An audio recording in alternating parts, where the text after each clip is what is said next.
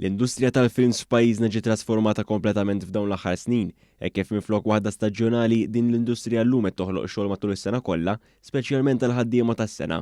Tantu hekk li fl-aħħar 5 snin dan is-settur attira d-doppju tal-produzzjonijiet li kien hemm 10 snin ilu u wara sejħa riċenti għal ħaddiema u artisti lokali, il-Kummissjoni tal-Films diġà rċeviet aktar minn 800 applikazzjoni ta' interess. Reċentament fil-Parlament il-Ministru għat-Turiżmu Clayton Bartolo ħabbar li bejn l-2018 u din is-sena sa issa inġibdu f'pajjiżna 95 produzzjoni, filwaqt li bejn l-2008 u l-2012 inġibdu biss 43 produzzjoni.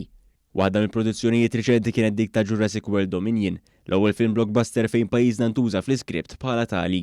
Il-Ministru Bartolo semma wkoll kif Settembru li għadda ġiet approvata l-bini tal-ewwel soundstage f'pajjiżna, binja li se tħaddam fiha diversi rwolijiet fil-produzzjoni tal-films.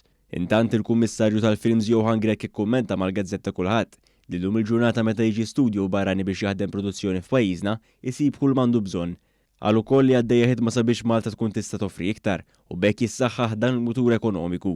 Johan Grech qal li apparti minn hekk l-inċentivi li jagħti l-Gvern lill-istudios tal-films biex jaħdmu produzzjonijiet f'pajjiżna huma element ieħor li jagħmlu l-Malta destinazzjoni kompetittiva ferm rigward is-sejħa l-interess tal-persuni li jixtiequ jaħdmu f'dan is-settur u wasqar li l-applikanti li jinteżlu se jirċievu wkoll taħriġ komplut. L-applikazzjonijiet bħalissa għadhom qed jintlaqgħu u kull min hu interessat f'din l-industrija jista' jesprim l-interess tiegħu billi jżur is-sit elettroniku tal-Kummissjoni tal-Films.